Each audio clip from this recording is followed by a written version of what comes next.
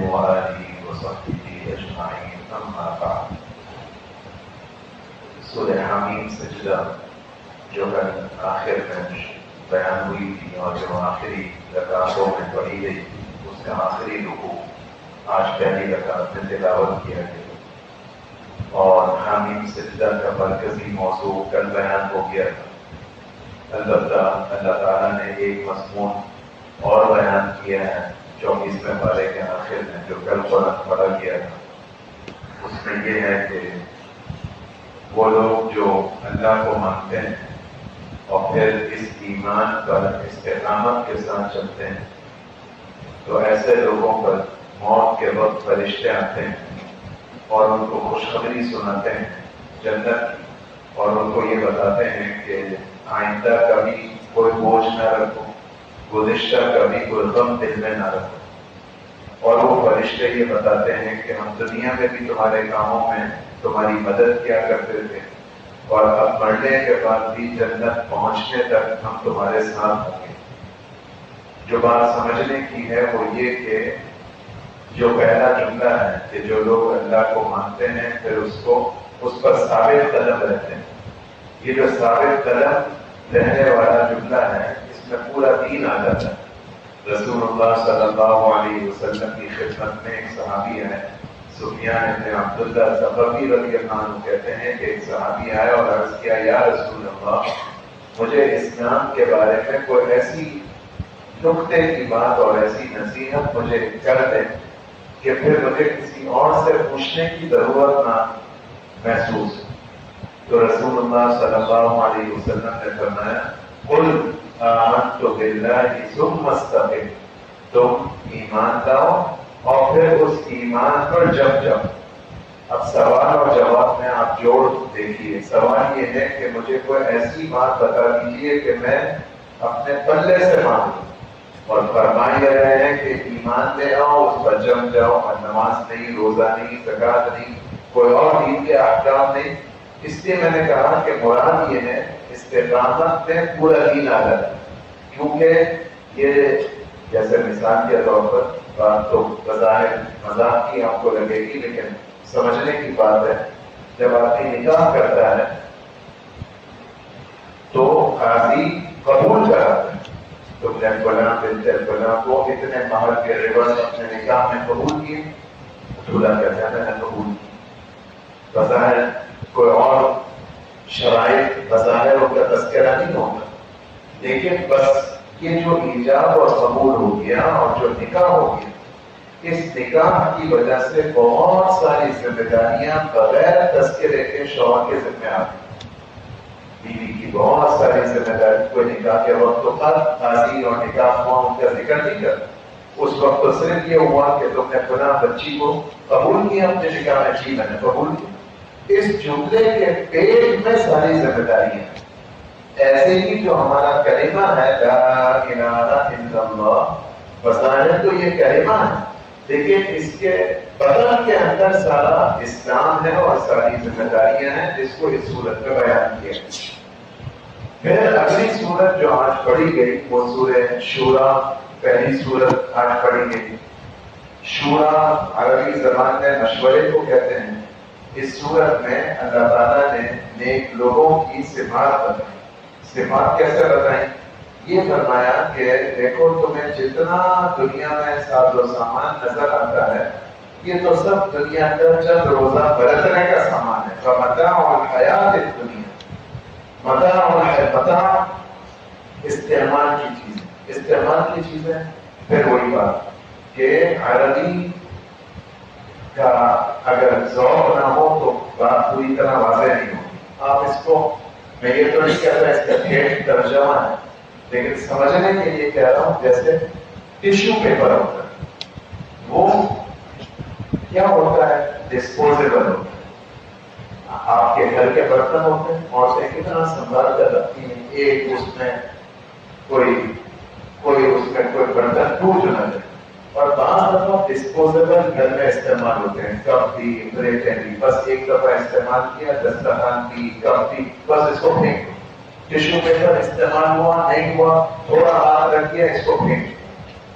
یہ ہے متاع، متاع الحیات الدنیا. یہ تو سب استعمال کی تمہاری چیزیں ہیں، کر لو استعمال، لیکن یہ اس قابل نہیں ہے. چاہے اس میں عورت لے کر آئی برتن، اس کے بارے میں کیسی حساس ہوتی ہے، اور جو ڈسپوزیبل برتن ہوتے ہیں اس کے بارے میں حساس ہوتی ہے. نہیں یہ تو گھنٹے کے قابل، اس کا دل پہ کوئی بوجھ نہیں ہوتا. ایسے ہی دنیا سارا ساز و سامان اے مسلمانوں یہ تو متاع ہے، اس کا کوئی بوجھ نہ لو. وما عند اللہ خیر وابقا، اور جو وہاں ملے گا وہاں کا آخرت وہ ہے اصل، جس کے حصول کے لیے تو محنت کرو. اور وہ محنت کیا ہے؟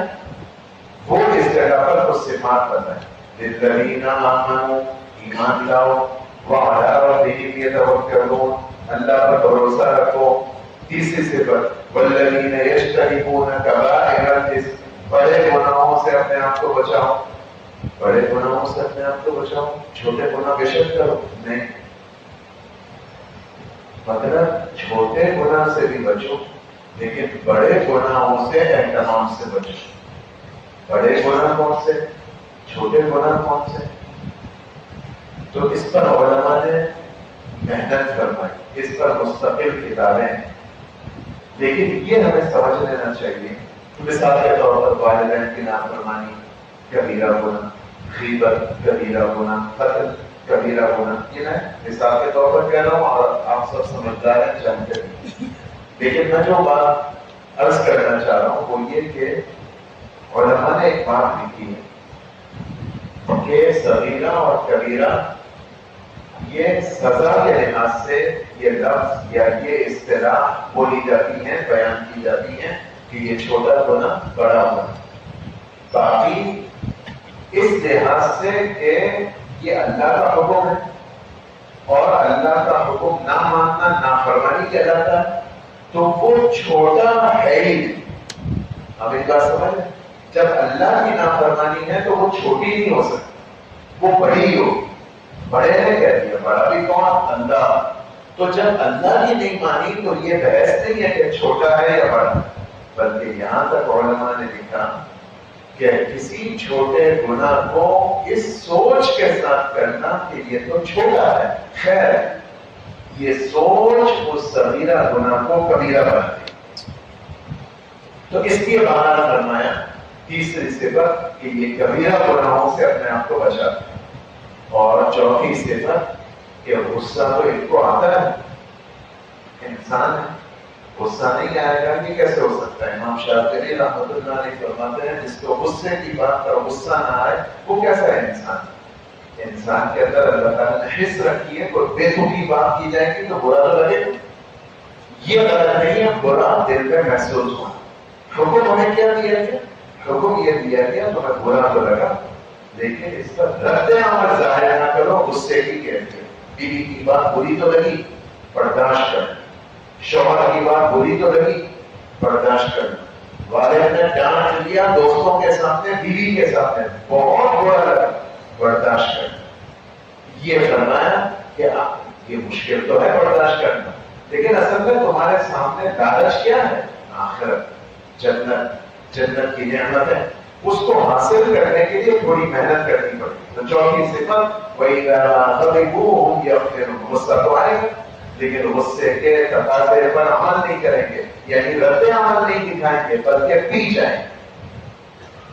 اور یہ تو میں موٹی موٹی باتیں بتا رہا ہوں. وَالَّذِينَ اسْتَجَابُوا لِرَبِّهِمْ، ویسے بھی میں اللہ جتنے حکم دیتا ہوں اس کو وہ پورا کرتے ہیں. اور چھٹی صفت وَأَقَامُوا الصَّلَاةَ، نماز کا اہتمام کرتے ہیں. ساتویں صفت جس کی وجہ سے سورت کا نام پڑا اور جس کی تمہید کے لیے میں نے اتنی بات کری، وَأَمْرُهُمْ شُورَىٰ بَيْنَهُمْ، کہ وہ اپنے معاملات مشورے سے انجام دیتے. کون سے معاملات؟ تمام وہ امور اور معاملات جو صرف میری ذات سے متعلق نہیں ہے، میرے علاوہ بھی کوئی اس سے منسلک اور وابستہ ہے، جس کو دوسرے لفظوں میں کہیں گے ہر اجتماعی معاملہ وہ قابل مشورہ. صرف مسجد نہیں، صرف تبلیغ نہیں، ہر وہ معاملہ جس میں گھر میں اکیلا تو نہیں رہتا، اب اگر گھر بدلنا ہے تو بیوی بھی ہے بچے بھی ہیں، میں مشورہ کروں گا مثال کے طور پر، اس لیے کہ یہ ایسا معاملہ ہے جس میں لوگوں دیگر لوگ بھی ان کا بھی مفاد اور ان کا بھی تعلق ہے، وہ بھی وابستہ ہے، تو ان سے میں پوچھوں گا، تو مشورے کا حکم دیا۔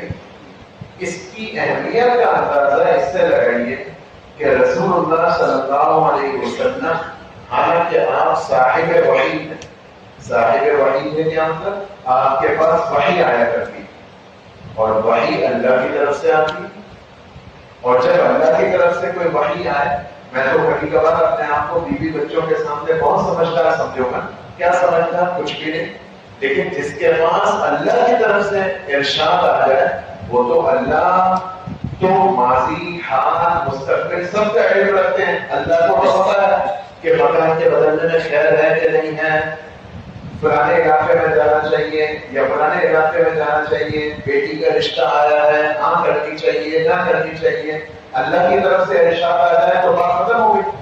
تو رسول اللہ صلی اللہ علیہ وسلم باوجود اس کے کہ صاحب وحی، اللہ نے حکم کیا کہ اے ہمارے حبیب آپ صحابہ سے معاملات میں مشورہ کیا کیجیے۔ تو جب حضور کا حکم ہے تو میں اور آپ کتنے پابند اس بات کے کہ میں مشورے سے چلوں، خود سرا نہ بنوں۔ خود سرا نہ بنوں کیا مطلب؟ اپنی نہ چلاؤں، من مانی نہ کرو، کیونکہ من مانی میں نقصان اور مشورے میں حفاظت۔ اس لیے فرمایا کہ یہ وہ لوگ ہیں جو اپنے معاملات مشورے سے سر انجام دیتے ہیں، اور ایک صفت یہ بتائی وَمِمَّا رَزَقْنَاهُمْ يُنْفِقُونَ، راہ خدا میں اللہ کا دیا ہوا مال بھی خرچ کرتے ہیں، اللہ کی دی ہوئی صلاحیتیں اس سے بھی لوگوں کو فائدہ پہنچا۔ اور آخری بات بتائی کہ بدلہ لینا جائز تو ہے ان کے لیے، لیکن یہ بدلہ لیتے نہیں۔ کسی نے مجھ پر زیادتی کری تو میرے لیے جائز ہے کہ اس سے بدلے میں اتنا معاملہ کرو جتنی اس نے میرے ساتھ زیادتی کری، جائز ہے، لیکن شروع کہاں سے کری؟ وَمَا عِندَ اللَّهِ خَيْرٌ وَأَبْقَىٰ، تمہیں تو جنت چاہیے، تو جنت کے حصول کے لیے تمہیں درگزر کرنا پڑے گا اور بدلہ لینے سے گریز کرنا پڑے گا۔ یہ صفات بتائیں، اس میں مشورے کا بھی ذکر، اس مناسبت سے اس صورت کا نام شورا۔ پھر ایک مضمون، پھر وہی بات منتخب مسائل، ایک مضمون اللہ تعالیٰ نے بیان فرمایا مختصرا، اور روایت میں اس کی وضاحت جو حضرت شیخ نے فضائل صدقات میں بھی ذکر کی در منصور کے حوالے سے، وَلَوْ بَسَطَ اللَّهُ الرِّزْقَ لِعِبَادِهِ لَبَغَوْا فِي الْأَرْضِ، کیا مطلب؟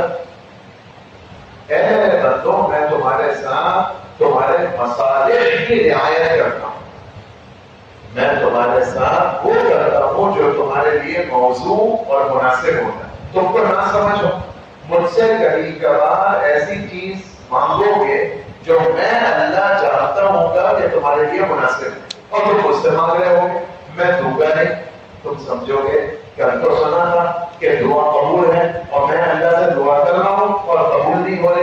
اے میرے بندے، دعا تو قبول ہے، لیکن اس وقت جو تم مانگ رہے ہو یہ تم نادانی کی بات مانگ رہے ہو، میں اللہ جانتا ہوں کہ تمہارے لیے یہ بات مناسب نہیں، تو تم مانگو، لیکن چونکہ میں تمہارے لیے تمہاری ماں سے زیادہ خیر خواہ، اس لیے میں تمہیں نہیں دوں گا۔ یہ میں نے تفہیم بات آیت نے کیا فرمایا؟ اگر میں بعض بندوں کو روزی میں کشادگی دے دوں تو وہ سرکش ہو جائے، اس لیے میں نہیں دیتا۔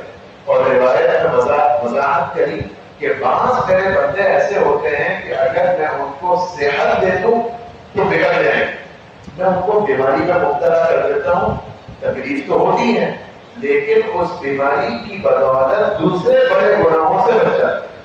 تو میں اس کو نہیں پتا، یہ بیچارہ پریشان ڈپریس ہو رہا ہے، لیکن اس کے لیے میں نے خیر چاہی۔ برخلاف بعض لوگ وہ ہوتے ہیں کہ اگر میں ان کو بیمار کر دوں تو وہ میرے ناشکر بن جائیں، اس لیے میں ان کو صحت میں رہتا ہوں۔ بعض میرے بندے وہ ہوتے ہیں جن کو میں مالدار کر دوں تو بگڑ جائیں گے، اس لیے میں مال نہیں دیتا، اور بعض وہ ہوتے ہیں جن سے مال لے لوں تو کفر میں چلے جائیں گے، اس لیے میں ان کو دے دیتا ہوں. تو خلاصہ کیا نکلا جو شروع میں نے بات کری, میں اپنے بندوں کے ساتھ ان کے مصلحت کی رعایت کرتا ہوں. ایک مضمون ابھی میں نے جیسے وحی کی بات کری مشورے کے اوپر کہ رسول اللہ صلی اللہ علیہ وسلم صاحب وحی, تو اسی سورت کے آخر میں وحی کی عظمت بھی بتائی جس کی یہ تفصیل کا موقع نہیں, لیکن موٹی بات یہ ہے کہ میرا اور آپ کا جو دین ہے, جو دین کیسے کہتے ہیں زندگی گزارنے کا طریقہ, دین کیسے کہتے ہیں زندگی گزارنے کا طریقہ, اور ہمارے لیے محمد صلی اللہ علیہ وسلم زندگی گزارنے کا جو طریقہ لے کر آئے اس کو اسلام کہتے ہیں. اور یہ اسلام کی بنیاد نہ عقل پر, نہ تجربے پر, نہ مشاہدے پر, نہ کسی اور پڑھائی پر, بلکہ اس کی بنیاد کس پر؟ وحی پر. اور وحی کہاں سے آتی ہے؟ اللہ رب العزت کی طرف سے. تو میری عقل فیل, میرا تجربہ ناقص, میرا مشاہدہ اس میں کمزوری, لیکن اللہ جو بتا دیں اور اللہ جو بھیج دیں اور اللہ جو فرما دیں اس میں تو میرے لیے سراسر عافیت, سراسر خیر. اور دین کی بنیاد وحی پر, اس لیے وحی کی عظمت بتائی. اگلی صورت اس بارے میں زخرف ہے. زخرف عربی زبان میں سونے کو کہتے ہیں. اللہ تعالیٰ نے یہ فرمایا, جیسے ابھی بات ہوئی دوبارہ بات فرمائی کہ اے میرے مسلمان بندوں, یہ دنیا جتنی بھی ہے تمہارا مال نہیں, تمہارے گھر میں رکھا ہوا سونا نہیں, تمہارے اثاثے نہیں, دنیا جتنی بھی ہے, تمہارا شہر کراچی نہیں, تمہارا ملک پاکستان نہیں, ساری دنیا کے اندر جتنا ساز و سامان, جتنے خزانے, یہ سب کے سب میرے نزدیک اتنے بے قیمت ہے کہ میں تو یہ چاہتا تھا کہ میں کافروں کو اتنا دیتا کہ یہ اپنے گھر, اور گھر نہیں, گھر کے دروازے نہیں, گھر کی سیڑھیاں نہیں, سیڑھیوں کے ساتھ کی جو ریلنگ ہوتی ہے یہ تک بھی سونے کی بنا, میں ان کو اتنا دے دیتا کہ چلو موج کرو, مزے کرو, اتنا دوں گا کہ تمہیں سنبھالا نہیں جائے گا. کہ یہ ماں کیا کرے, سنبھالنے نہ جا سکنے کی وجہ سے تم اپنے گھر کی ڈولی بھی سونے کی چلو ڈال دو. میرے نزدیک اتنا بے قیمت, دنیا اتنی بے قیمت کہ میں کافروں کو اتنا دینا چاہتا ہوں, لیکن تم اے مسلمان کمزور ہو, اس لیے میں ان کو اتنی نہیں دیتا, ورنہ میں تو دینا چاہتا تھا ان کو مال, خوب. کیوں؟ تمہارے لیے میں نے آخرت رکھی. اس کو ایسا سمجھیے جیسے کچرے کا ڈھیر ہو. ابھی بقرعید آئی, بقرعید پر جانور ذبح کریں, جانور ذبح ہونے کے بعد جانور کی آرائشیں کسائی ایک طرف رکھتا ہے, پھر ہم باہر نکلتے ہیں اور کسی کو تلاش کرتے ہیں جو KMC کا کوئی جمعدار ہو, اس کو ہم تلاش کرتے ہیں, یار مہربانی کرو نا, جلدی سے آ جاؤ نا ہمارے گھر سے, یہ آرائشیں اٹھا لو. ایسا ہے, میں مہربانی کرو, وہ کہتا ہے 1 گھنٹے بعد نہیں یار خدا کی کبھی آ جاؤ, مہربانی ہو. وہ آرائشیں اٹھاتا ہے, پھر وہ ہمیں اس کے کتنا پیسے دیتا ہے؟ پیسے نہیں دیتا. وہ جو آرائش اٹھانے کے لیے گھنٹے بعد نہیں آیا, ابھی آ گیا, یار یہ پیسے بھی دے دو, مہربانی کرو, یہ اٹھا. کتنی بے قیمت, بدبودار, آپ پھینکنے کے قابل. تو ہم منت کرتے ہیں جمعدار کی کہ یار آؤ یہ اٹھا لے جاؤ, اور میں تمہیں پیسے بھی دوں. کیوں؟ بے قیمت. گوشت بھی دیں گے, مٹن بھی دیں گے, نہیں وہ تو خرید جاؤں گا بنوانے کے. یہ جو آرائشیں ہیں یہ ہم پھینکتے ہیں اور پیسے بھی دیتے. میں بے قیمت ہونے کو سمجھانے کے لیے کہہ رہا ہوں. تو اللہ تعالیٰ یہ فرما رہے ہیں کہ یہ پوری دنیا جس کی طرف تم للچائی نگاہ سے دیکھتے ہو, میرے نزدیک تو بے قیمت. قیمت اگر میرے نزدیک ہے تو ان نعمتوں کی ہے جو میں نے تمہارے لیے جنت میں رکھی ہے, تو اس کو حاصل کرنے کی کوشش کرو. یہ اللہ تعالیٰ نے مضمون بیان کیا. دوسرا مضمون اس صورت میں ہے تو کافروں کے بارے میں, لیکن ہم پر بھی فٹ آئے گا کسی طرح. جاہلیت کے زمانے میں بیٹیاں پیدا ہوتی تو وہ پریشان ہوتے اور بچپن سے آپ سنتے آ رہے ہوں گے کہ یہ لوگ بچیوں کو زندہ درگور کرتے تھے. زندہ درگور قبر کو کہتے. بیٹی کا پیدا ہونا کسی گھر میں یہ پریشانی کی بات سمجھا جاتا تھا. اتنی پریشانی کہ جس کے یہاں بیٹی ہوتی وہ ماں کی گود سے وہ بچی کو اٹھاتا, کسی سے تذکرہ بھی نہیں کرتا کہ میرے یہاں بیٹی ہوئی ہے, مبارک ہو, مبارکباد دینا نہیں. وہ چپ چاپ زندہ بچی کو زمین میں گاڑ دیتا. بچی کیسے پیدا ہوگی تیرے گھر, میرے یہاں تو بیٹا ہونا چاہیے. یہ جاہلیت ہے. اسلام نے آ کر اس سوچ کو ختم اور ختم کرنے کے لیے بچیوں کے فضائل پر وہ عورت کو نیک بخت کہا گیا جس کے یہاں پہلی ولادت میں بچی پیدا. اس کے لیے مطلب نہیں ہے کہ جس کے یہاں پہلی زچگی میں لڑکا پیدا ہو وہ عورت خوش قسمت نہیں. یہ مطلب نہیں. وہ ایک سوچ ختم کرنی تھی نا, سوچ ختم کر رہی تھی. تو اس کے لیے اس عورت کو نیک بخت کہا گیا. بھائی اس کے یہاں تو پہلی ولادت میں لڑکی ہو. اس باپ کو فضائل سنائے گئے جس کے یہاں 3 بیٹیاں. اس باپ کی فضیلت بیان کی گئی جس کے یہاں 2 بیٹیاں. اس کی بھی فضیلت بیان کی گئی جس کے یہاں 1 بیٹی, تاکہ بیٹیوں کی قدر. اسی لیے پچھلی صورت میں ایک مضمون بتایا چلایا کہ دیکھو یہ جو اولاد ہے نا, میں اللہ اپنی مرضی سے اور اپنی قدرت سے دیتا ہوں. نہ دوں میں اس میں اپنی بادشاہت دکھتا ہوں, کسی کو نہیں دیتا. لاکھ علاج کرا رہے میاں بیوی اور ڈاکٹر کہتے ہیں کوئی کمی نہیں ہوتی ہوگا, میری مرضی, میں اللہ نہیں دیتا, اس میں تمہارے لیے کوئی بہتری ہوگی. آپ کو یاد ہوگا سورہ کہف میں موسیٰ اور خضر کا قصہ میں نے سنا ہے, اور اس کا خلاصہ بھی یہ تھا کہ جو تکوینی امور ہیں اس میں تمہارے لیے مصلحت اور خیر رکھی تمہیں پتہ نہیں چلے گا. تو جس کو میں نے اولاد نہیں دی سمجھے اسی میں میرے لیے خیر, اور میری مرضی کسی کو بیٹے دوں بیٹیاں نہ دوں. دعا کرنا میرے یہاں بیٹی ہو جائے, ٹھیک ہے دعا کرو, لیکن اتنا اداس اپنے آپ کو نہ کرو کہ تمہیں تمہاری بیوی پر غصہ آنے لگے کہ پھر تمہارے یہاں بیٹی پیدا ہو, بیٹا کیوں نہیں جانا. نہیں, اس عورت کے بس میں تھوڑی نہ تمہارے بس میں, یہ تو خالص اللہ تعالیٰ نے اپنے ہاتھ میں نظام رکھا. تو خیر یہ تو پچھلی صورت کی بات تھی.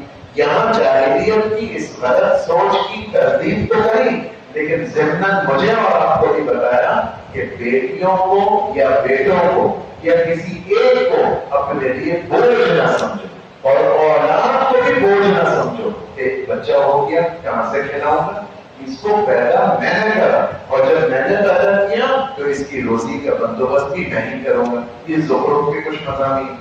پھر اگلی صورت دخان. دخان عربی زبان میں دوہے کو کہتے ہیں. رسول اللہ صلی اللہ علیہ وسلم ایک توجیہ تھی. رسول اللہ صلی اللہ علیہ وسلم جب مکے میں دعوت دے رہے تھے مکے والوں کو, اور وہ مستقل انکاری تکذیب کریں, تو اللہ نے مکے والوں پر قہر مسلط کیا. ایسے جیسے آپ کو یاد ہوگا نئے پارے میں بات آئی تھی کہ موسیٰ علیہ السلام کی جب بات نہیں مانی فرعون نے اور فرعون کی قوم والوں نے, تو اللہ نے ان پر مختلف سزائیں مسلط کر. اور جب کوئی سزا آتی تو یہ سمجھتے کہ بھئی یہ موسیٰ نے کرایا, اے موسیٰ یہ سزا ہم سے دور کرا دے, ہم آپ سے مذاکرات کر لیں گے, آپ کی بات مان لیں. موسیٰ علیہ السلام اللہ سے دعا کر کے وہ مصیبت ٹلوا دیتے, وہ مکر جاتے. یہی صورت رسول اللہ صلی اللہ علیہ وسلم کے زمانے میں مکے والوں کے ساتھ پیش آئی. قید مسلط ہوا, اور ایسا قید ہوا کہ مارے دھوپ کے ان کو اپنے سامنے اندھیرا اور دھواں, جیسے ہم کبھی کبھار نہیں کہتے ڈاکٹر صاحب مجھے آنکھوں کے سامنے اندھیرا معلوم ہوتا ہے, اور کبھی آنکھیں کمزور ہوں یا کوئی اور بیماری کا اثر ہو تو آنکھوں کے سامنے جیسے دھواں محسوس ہوتا ہے. اس کو فرمایا کہ ان مکے والوں کو قحط کی وجہ سے اپنے سامنے دھواں معلوم ہوتا تھا. رسول اللہ صلی اللہ علیہ وسلم کے پاس آئے, آپ ہم سے قحط کو دور کرا دیں, ہم آپ کی بات مان لیں گے. وہی کاپی پیسٹ جو موسیٰ علیہ السلام کے ساتھ ہوا، دعا مانگی، قحط دور ہو گیا، مکے والے ہو کر آئے۔ اس مناسبت سے پھر موسیٰ علیہ السلام اور فرعون کا قصہ ذکر کیا، اے ہمارے نبی آپ پریشان نہ ہو ان کے انکار کی وجہ سے، انجام اور نتیجہ آپ کے لیے اچھا ہوگا۔ جیسے فرعون اور فرعونیوں نے بات نہیں مانی موسیٰ علیہ السلام کی، بالآخر وہ سمندر میں غرق ہو اور کوئی ان کو پوچھنے والا نہیں تھا۔ جب یہ غرق ہوئے تو نہ آسمان ان پر رویا نہ زمین ان پر روئی، نہ آسمان رویا نہ زمین روئی۔ کیا مطلب؟ ہمیں تو یہ نظر آتا ہے کہ جب ہمارے گھر میں کسی کا انتقال ہوتا ہے تو اہل خانہ اور تعلق والے غم مناتے ہیں اور روتے بھی ہیں، لیکن ہمیں کبھی نظر نہیں آتا کہ کسی کے انتقال پر کوئی زمین رو رہی ہو، آسمان رو رہا ہو، نظر نہیں آتا۔ لیکن رسول اللہ صلی اللہ علیہ وسلم نے سچی خبر دی کہ جب نیک آدمی کا انتقال ہوتا ہے تو گھر والے تو تعلق میں چلو اداس ہوتے ہیں، غم مناتے ہیں، لیکن نیک آدمی کی موت پر زمین بھی روتی ہے، آسمان بھی روتا ہے۔ زمین اس لیے روتی ہے کہ یہ مجھ پر چلا کرتا، میں اتنی خوش قسمت کہ خدا نیک آدمی مجھ پر چلا کرتا، اور وہ زمین کا وہ حصہ گھر کا جہاں وہ نفلیں پڑھتا، جہاں بیٹھ کر تلاوت کرتا، مسجد میں جس جگہ پر وہ بیٹھ کر اللہ کی یاد میں رکھتا، وہ حصہ ہوگا۔ آسمان کا وہ دریچہ جہاں سے اس کے نیک اعمال اللہ کے دربار میں پہنچتے تھے، آسمان کی وہ کھڑکی، آسمان کا وہ حصہ یہ روتا ہے۔ اب یہ نیک آدمی چلا گیا، اب میرے پاس صرف اس کی نیکیاں گزریں گی، تو لوگ ایسے خوش قسمت ہوتے ہیں کہ ان کی موت پر انسان تو انسان، زمین آسمان۔ رسول اللہ صلی اللہ علیہ وسلم ایک مرتبہ تشریف فرماتے صحابہ کے درمیان، ایک جنازہ سامنے سے گزر، اللہ کے نبی نے فرمایا یا تو اس کی جان چھوٹی یا لوگوں کی اس سے جان چھوٹی۔ صحابہ نے پوچھا ہے اللہ کے رسول سمجھ میں نہیں آیا، جنازے کو دیکھ کر آپ نے یہ کیا فرمایا؟ من مستری رومن مسترا ہو گئے، کیا مطلب اس کا؟ ارشاد فرمایا اگر یہ نیک تو اب سارے لوگ تو روئیں گے، خود ہی خوش ہو رہا، جان چھوٹی دنیا سے ہمیشہ کے لیے رہا، اور اگر یہ بدل تو ساری دنیا اس کی موت سے اپنے لیے راحت محسوس کرے گی۔ جانور بھی کہیں گے جان چھوٹی، اس کی نحوست اب زمین پر نہیں ہے۔ اللہ تعالیٰ ہمیں ان لوگوں میں بنائے کہ جس کی موت پر آسمان کی روئے، زمین کی روئے، نیکی والی، ایمان والی، اللہ کے تعلق والی موت اللہ تعالیٰ ہمیں نصیب ہے۔ رسول اللہ صلی اللہ علیہ وسلم کی دعاؤں میں اے اللہ میری زندگی کا جو بہترین دن ہو وہ میری موت کا دن بنا۔ میری موت کا دن سب سے بہترین دن کیا ہوگا؟ جس دن سب سے بڑا سودا کروں نہیں، جب میں اپنی پیٹھ پر ہوں تیرے تعلق کے لحاظ سے، تیری محبت کے لحاظ سے، اس دن تو مجھے اپنے پاس بلا، اور جس وقت میری موت آئے اس وقت میں وہ عمل کروں جو تجھے سب سے زیادہ پسند ہے۔ یہ جذبہ ہونا چاہیے، یہ ہمیں سکھایا ہے۔ اگلی صورت جاسیہ ہے۔ جاسیہ کا معنی ہے گھٹنے کے بل بیٹھنا، جیسے بچے کبھی کبھار کرتے ہیں۔ اس صورت میں یہ بتایا کہ دنیا میں تو پتہ نہیں چلتا، لیکن آخرت میں جتنے بدعمل اور کافر لوگ ہوں گے وہ مارے پچھتاوے کے اللہ کے سامنے گھٹنے کے بل بیٹھ کر معافی مانگیں گے اور یہ درخواست کریں گے کہ ہمیں ایک مرتبہ بھیج دیں، ہم اپنی زندگی بدل کر آئیں۔ لیکن اللہ کی طرف سے ارشاد ہوگا نہیں، ہم آج تمہیں بھلا دیتے ہیں۔ اللہ بھولتے نہیں ہیں، بھولتا تو انسان ہے، مطلب جس کام کو آدمی بھول جاتا ہے وہ چھوڑ دیتا ہے۔ گویا کہ میں تمہیں سن ہی نہیں رہا، گویا کہ میں تمہارے رونے کو سن ہی نہیں رہا، گویا میں تمہاری معذرت کو قبول کر ہی نہیں رہا، روتے رہو پیٹتے رہو، میں تمہاری نہیں سنوں گا۔ کیوں؟ دنیا میں تم نے کون سی میری سنی؟ یہ اللہ تعالیٰ فرمائیں گے۔ دوسرا مضمون اس صورت میں یہ بیان کیا کہ اے انسانوں میں نے تمہارے لیے ساری کائنات کو مسخر کیا. کیا مطلب اس کا؟ تو باتیں اس سلسلے میں سمجھنا.